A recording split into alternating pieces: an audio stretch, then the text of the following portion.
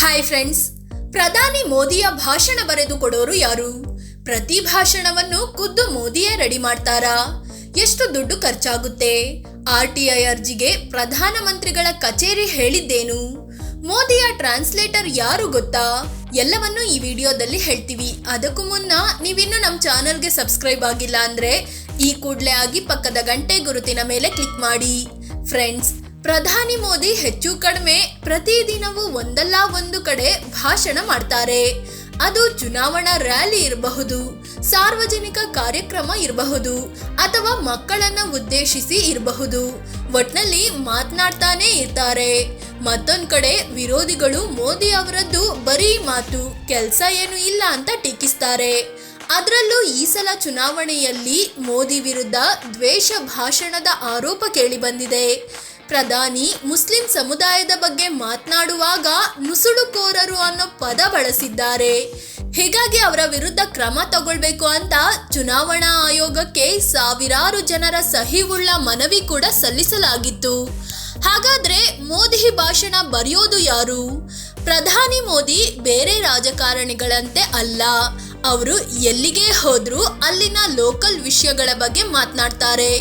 ಈ ಮೂಲಕ ಅಲ್ಲಿನ ಜನರಿಗೆ ಹತ್ತಿರ ಆಗೋಕೆ ನೋಡ್ತಾರೆ. ಈಗ ಮಾತ್ರವಲ್ಲ, ಪ್ರಧಾನಿ ಆಗೋಕ್ಕೂ ಮುನ್ನ ಗುಜರಾತ್ CM ಆಗಿದ್ದಾಗಲೂ ಮೋದಿ ಭಾಷಣದ ಕ್ರೇಜ್ ತುಂಬಾ ಇತ್ತು. ಹೀಗಾಗಿ ಅವರ ಭಾಷಣ ಸಿದ್ಧಪಡಿಸೋದು ಯಾರು ಅನ್ನೋ ಕುತೂಹಲ ಮೂಡುತ್ತೆ. ಈ ಸಂಬಂಧ ರಾಷ್ಟ್ರೀಯ ಮಾಧ್ಯಮವೊಂದು ಪ್ರಧಾನಮಂತ್ರಿಗಳ ಕಾರ್ಯಾಲಯಕ್ಕೆ RTI ಅರ್ಜಿ ಸಲ್ಲಿಸಿತ್ತು. ಅದರಲ್ಲಿ ಪ್ರಧಾನಿ ಮೋದಿ ಅವರ ಸ್ಪೀಚ್ ರೆಡಿ ಮಾಡೋದು ಯಾರು, ಎಷ್ಟು ಜನರಿದ್ದಾರೆ ಅಂತ ಪ್ರಶ್ನಿಸಲಾಗಿತ್ತು. ಅದಕ್ಕೆ ಉತ್ತರಿಸಿದ್ದ ಪ್ರಧಾನಮಂತ್ರಿಗಳ ಕಾರ್ಯಾಲಯ, ಪ್ರಧಾನಿ ಮೋದಿ ಯಾವ ಕಾರ್ಯಕ್ರಮದಲ್ಲಿ ಮಾತಾಡ್ತಾರೋ ಅದಕ್ಕೆ ಅನುಗುಣವಾಗಿ ಭಾಷಣ ಸಿದ್ಧಪಡಿಸಲಾಗುತ್ತೆ ಅಂತ ಮಾಹಿತಿ ನೀಡಿತ್ತು. ವಿವಿಧ ಕ್ಷೇತ್ರಗಳ ಎಕ್ಸ್ಪರ್ಟ್ಗಳಿಂದ, ಅಧಿಕಾರಿಗಳಿಂದ, ವಿವಿಧ ಇಲಾಖೆಗಳಿಂದ, ಬೇರೆ ದೇಶಗಳಲ್ಲಿರೋ ಭಾರತೀಯ ಸಂಘಟನೆಗಳಿಂದ, ಹೀಗೆ ವಿವಿಧ ಮೂಲಗಳಿಂದ ಮಾಹಿತಿ ಪಡೆಯಲಾಗುತ್ತೆ. ನಂತರ ಭಾಷಣ ಸಿದ್ಧವಾಗುತ್ತೆ. ಆದರೆ ಪ್ರಧಾನಿ ಮೋದಿ ಹೇಗಿದೆಯೋ ಹಾಗೆ ಓದೋದಿಲ್ಲ. ಭಾಷಣದಲ್ಲಿ ಕೆಲವೊಂದು ತಿದ್ದುಪಡಿ ಮಾಡಿ ತಾವೇ ಫೈನಲ್ ಮಾಡ್ತಾರೆ ಅಂತ RTI ಉತ್ತರದಲ್ಲಿ ಹೇಳಿತ್ತು. ಇಂತಿಂತವರು ಕೂತು ಭಾಷಣ ಬರೀತಾರೆ ಅಂತ ಡೀಟೇಲ್ ಆಗಿ ಹೇಳಿರಲಿಲ್ಲ. ಭಾಷಣಕ್ಕೆ ಎಷ್ಟು ದುಡ್ಡು ಖರ್ಚು ಮಾಡ್ತಾರೆ?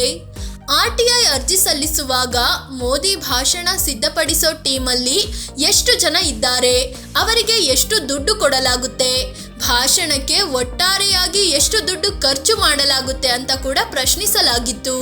ಆದರೆ ಪ್ರಧಾನಮಂತ್ರಿಗಳ ಕಾರ್ಯಾಲಯ ಈ ಬಗ್ಗೆ ಮಾಹಿತಿ ನೀಡಲಿಲ್ಲ. ಹೀಗಾಗಿ ಮೋದಿಯ ಭಾಷಣವನ್ನು ಎಷ್ಟು ಜನ ಸೇರಿ ರೆಡಿ ಮಾಡ್ತಾರೆ, ಅದಕ್ಕೆ ಎಷ್ಟು ಖರ್ಚು ಅನ್ನೋದು ಇನ್ನೂ ಬಹಿರಂಗವಾಗಿಲ್ಲ. ವಿದೇಶಕ್ಕೆ ಹೋದಾಗ ಟ್ರಾನ್ಸ್ಲೇಟರ್ ಹೆಲ್ಪ್. ಪ್ರಧಾನಿ ಮೋದಿ ವಿದೇಶಕ್ಕೆ ಹೋದಾಗ ಅಲ್ಲಿನ ನಾಯಕರ ಜೊತೆ ಮಾತನಾಡಲು ಟ್ರಾನ್ಸ್ಲೇಟರ್ಗಳು ಹೆಲ್ಪ್ ಮಾಡ್ತಾರೆ. ಇಂತಹ ಹಲವಾರು ಭಾಷಾಂತರಕಾರರು ಮೋದಿ ಟೀಮ್ನಲ್ಲಿದ್ದಾರೆ. ಆದರೆ ಅವರಲ್ಲಿ ಈ ಇಬ್ಬರು ಮಹಿಳೆಯರು ತುಂಬಾ ಫೇಮಸ್ ಆಗಿದ್ದಾರೆ. ಇವರ ಹೆಸರು ಗುರುದೀಪ್ ಕೌರ್ ಅಂತ. ಈಕೆ 2014ರಲ್ಲಿ ಮೋದಿ ಪ್ರಧಾನಿ ಆದಾಗ ಅವರ ಭಾಷಾಂತರಕಾರರಾಗಿ ಆಯ್ಕೆ ಆದ್ರು. ಮೋದಿಯ ಪ್ರತಿ ವಿದೇಶ ಪ್ರವಾಸದಲ್ಲಿ, ವಿದೇಶಿ ನಾಯಕರ ಭೇಟಿ ಸಂದರ್ಭದಲ್ಲಿ ಇವರು ಜೊತೆಗೆ ಇರ್ತಿದ್ರು. ನಂತರದಲ್ಲಿ ನೀಲಾಕ್ಷಿ ಸಾಹಾ ಸಿನ್ಹಾ ಅನ್ನೋ ಮಹಿಳೆ ಕೂಡ ಮೋದಿಯ ಭಾಷಾಂತರಕಾರರಾಗಿ ಕೆಲಸ ಮಾಡಿದ್ರು. ವಿದೇಶ ಪ್ರವಾಸಗಳಲ್ಲಿ ಅಥವಾ ವಿದೇಶಿ ನಾಯಕರು ಭಾರತಕ್ಕೆ ಬಂದ್ರೆ ಆಗಲೂ ಮೋದಿ ಜೊತೆಯಲ್ಲಿ ಕಾಣಿಸಿಕೊಳ್ತಿದ್ರು. ಆದರೆ ಕಳೆದ ವರ್ಷ ನೀಲಾಕ್ಷಿಯನ್ನು ಅರ್ಮೇನಿಯಾದ ರಾಯಭಾರಿಯನ್ನಾಗಿ ನೇಮಿಸಲಾಗಿದೆ.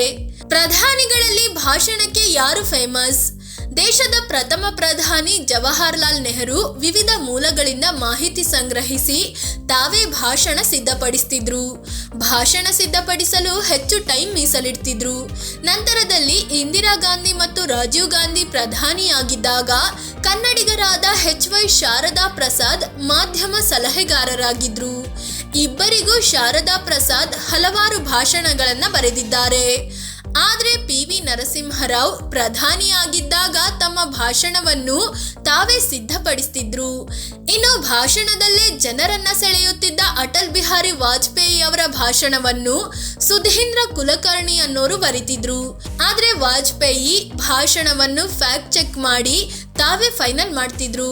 ಮಾಜಿ ಪ್ರಧಾನಿ ಮನಮೋಹನ್ ಸಿಂಗ್ ಅವರಿಗೆ ಮಾಧ್ಯಮ ಸಲಹೆಗಾರರಾಗಿದ್ದ ಸಂಜಯ್ ಬಾರು ಭಾಷಣಗಳನ್ನ ಬರೆದುಕೊಡ್ತಿದ್ರು. ಫ್ರೆಂಡ್ಸ್, ಇದು ಪ್ರಧಾನಿ ನರೇಂದ್ರ ಮೋದಿಯ ಭಾಷಣ ಬರೆದುಕೊಡೋದು ಯಾರು, ಭಾಷಾಂತರ ಮಾಡೋದು ಯಾರು ಅನ್ನೋದನ್ನ ತಿಳಿಸಿಕೊಡುವ ಪ್ರಯತ್ನ. ಈ ಬಗ್ಗೆ ನಿಮಗೇನ್ ಅನ್ಸುತ್ತೆ ಅಂತ ಕಾಮೆಂಟ್ ಮಾಡಿ ಹೇಳಿ. ಅದೇ ರೀತಿ ನೀವಿನ್ನು ನಮ್ಮ ಚಾನಲ್ಗೆ ಸಬ್ಸ್ಕ್ರೈಬ್ ಆಗಿಲ್ಲ ಅಂದ್ರೆ ಈ ಕೂಡಲೇ ಆಗಿ ಪಕ್ಕದ ಗಂಟೆ ಗುರುತಿನ ಮೇಲೆ ಕ್ಲಿಕ್ ಮಾಡಿ. ಧನ್ಯವಾದ.